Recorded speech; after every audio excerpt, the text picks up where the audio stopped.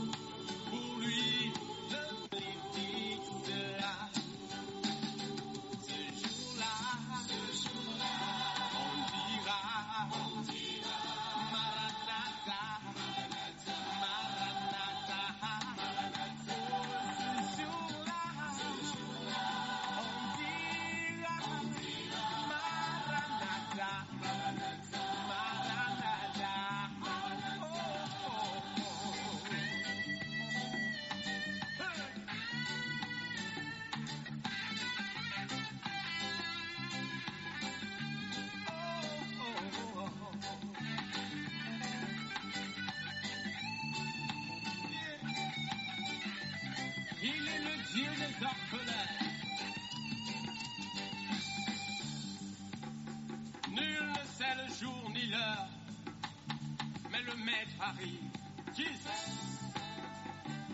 Et les signes sont évidents. Prépare-toi à la rencontre maître, si tu m'entends, chante avec moi ce chant. Vêtu de gloire, le Fils de l'homme viendra. Chante avec moi. Et on l'appellera. Le lion de la tribu de Juda. On reprend. Vêtu de gloire. Le Fils de l'homme viendra.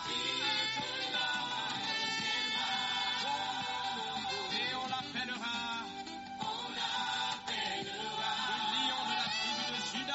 Le lion de la tribu de Juda. Alors debout et chante avec moi. Lève tes mains, lève tes mains vers ton Dieu et contemple sa gloire. Alléluia. Oh, alléluia. Alléluia. Gloire au Seigneur des Seigneurs. Alléluia. Au roi des rois qui revient bientôt.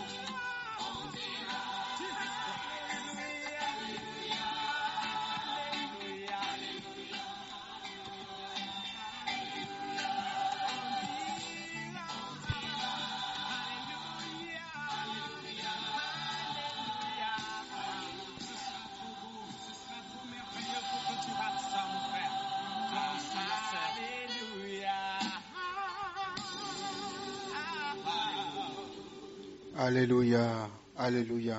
Frères et sœurs dans le Seigneur, la Bible dit dans le livre de Matthieu 24, verset 36, « Pour ce qui est du jour et de l'heure, personne ne le sait, ni les anges des cieux, ni le Fils, mais le Père seul. » Vous savez, nous sommes en temps de carême, ça finit bientôt. Et le temps de carême est fait pour prier, pour grandir dans la foi, dans l'intimité avec Dieu, se convertir, se séparer des choses qui nous gardent loin de la grâce. Frères et sœurs, quand est-ce que nous avons la certitude du retour de Jésus? Qui peut dire avec certitude la date et l'heure du retour de Jésus? Il y a des signes, mais qui peut donner avec certitude la date et l'heure? Le fait que nous ne puissions pas donner avec certitude la date et l'heure fait que personne, à un moment donné, ne croit quand on dit que le Fils de l'homme arrive et que c'est bientôt. Les gens se disent, on a entendu ça depuis tout le temps, il ne vient pas. Donc, vivons notre vie. Mais la question que je me pose, c'est ceci. Même si on ne le sait pas avec exactitude le jour de son retour, qui sait avec exactitude le jour de son départ à lui-même? Parce qu'il y a deux types de fins. Soit le Christ revient dans sa gloire, ce qu'on appelle la parousie, pour enlever l'église. Soit c'est nous qui partons. Parce que nous tous, nous sommes censés partir un jour. Frères et sœurs, il y a des gens qui sont sortis avec leurs amis pour aller à un anniversaire, pour aller à un dîner. Et au retour, ils ne sont pas arrivés à la maison. Ils sont allés, ils ont mangé, ils ont bu. Et au retour, les amis se sont séparés. Bon, moi je rentre, toi tu rentres, au revoir, à demain. Et on les appelle pour dire votre ami, il est décédé. Il est décédé comment? On vient de se séparer il n'y a pas 30 minutes. Non, une voiture l'a percuté. C'était assez grave. Il est mort sur le champ. Frères et sœurs, ça n'arrive pas qu'aux autres. Mais celui qui est parti comme ça, était-il apprêté? Était-il apprêté à rencontrer son maître? Est-il prêt à rentrer dans la gloire? Ou bien, s'il meurt comme ça maintenant, il va où? Frères et sœurs, ce n'est pas une question forcément de Jésus revient aujourd'hui à 16 heures. Non, C'est une question de, es-tu prêt à rencontrer Jésus aujourd'hui à 16h? Si vous vous rencontrez, soit lui vient, soit toi tu pars à lui. Es-tu prêt? Car Jésus revient bientôt. Et le bientôt là, c'est ce que j'ai dit. Ça peut être lui qui vient, ça peut être toi qui pars. La Bible dit dans le livre de 2 Pierre 3, verset 10, le jour du Seigneur viendra comme un voleur. En ce jour, les cieux passeront avec fracas. Les éléments embrasés se dissoudront. Et la terre, avec les œuvres qu'elle renferme, sera consumée. Frères et sœurs, préparons-nous. Vivons bien, parce que nul ne sait le jour ni l'heure, ni de la venue du Seigneur, ni de notre départ vers le Seigneur. 1 Thessaloniciens 5, le verset 2 dit, car vous savez bien vous-même que le jour du Seigneur viendra comme un voleur dans la nuit. Frères et sœurs, on dit qu'il viendra comme un voleur dans la nuit. Pierre dit comme un voleur, mais Paul dit comme un voleur dans la nuit. Et dans le livre de Apocalypse, Jean dit, voici, je viens comme un voleur. Heureux celui qui veille et qui garde ses vêtements afin qu'il ne marche pas nu et qu'on ne voit pas sa honte. Dans Apocalypse, c'est Jean qui entend ce que dit le Seigneur et qui le transcrit. À n'importe quel moment, tu peux te retrouver devant lui, face à face. Es-tu prêt? N'attends pas d'être surpris. Des gens étaient au travail, en train de travailler. Ils ont eu un petit malaise. Ils ont demandé à rentrer à la maison. Le temps d'arriver à la maison, ils étaient partis. Des gens sont allés à l'école, à l'hôpital, pour un simple contrôle de routine. Ils ne sont pas revenus. Ne te laisse pas surprendre. Ne nous laissons pas surprendre. Car nul ne sait le jour ni l'heure. C'est vrai. Nous tous, nous prions, nous jeûnons. Des gens cherchent mari, des gens cherchent femme, des gens cherchent travail, des gens cherchent enfants, des gens veulent voyager, des gens cherchent l'argent, des gens cherchent beaucoup et beaucoup de choses. Mais personne ne s'arrête un moment pour chercher à se réconcilier avec Dieu, à se convertir profondément et à s'apprêter à rencontrer le Maître. Parce que Adonai viendra. Et ce jour-là, il ne sera pas là comme ton avocat, il sera là comme le juge. C'est l'heure. C'est maintenant. Ce n'est pas demain, ce n'est pas après. Des gens sont allés se coucher pour dormir et ils ne se sont pas réveillés. Des gens ont demandé, sers-moi à manger. On leur a servi à manger. Ils ont mangé. Ils se sont adossés dans le fauteuil. La télé était allumée. Et ils sont partis. Des gens étaient sur leur chantier en train de travailler. Accident professionnel, accident de travail. Ils sont partis. Frères et sœurs. Frères et sœurs. Ça sera con de notre part de nous laisser surprendre malgré tous ces avertissements que nous recevons. Passe cet enseignement à quelqu'un. Passe cette exhortation à quelqu'un. Que personne ne se laisse surprendre. Des gens étaient en bonne santé. Ils sont allés avec leurs amis à la plage. Et puis ils ne sont pas revenus. Ils avaient pensé à tout, sauf à ce qu'ils n'allaient pas revenir de cette baignade. Des gens étaient en bonne santé. Ils sont allés à un hôtel avec une femme. Et ils sont restés à l'hôtel. Et la femme a fui. Elle ne les a pas tués, mais ils sont morts. Frères et sœurs, des gens étaient en bonne santé. Ils sont allés à une fête, à une réjouissance. Ils ont été empoisonnés. Quelque temps plus tard, ils ont saigné du nez. Le temps de les envoyer à l'hôpital, ils étaient partis.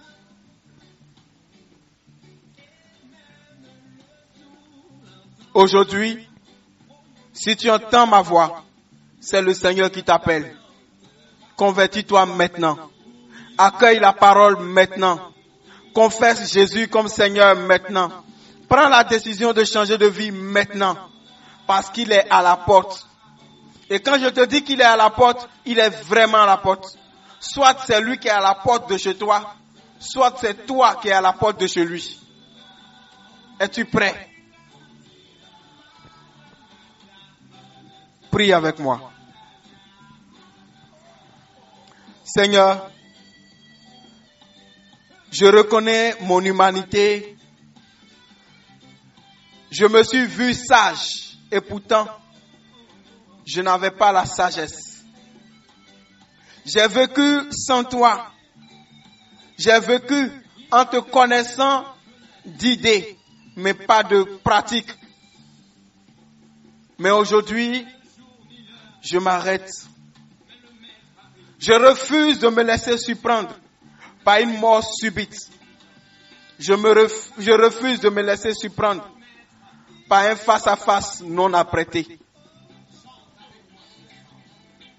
J'ai couru après tout ce qu'il y a dans ce monde et j'ai oublié l'essentiel. Vêtu de gloire, toi, tu arrives et moi je ne suis pas prêt. Je viens devant toi pour t'accueillir de manière particulière encore aujourd'hui comme mon Seigneur et mon Sauveur.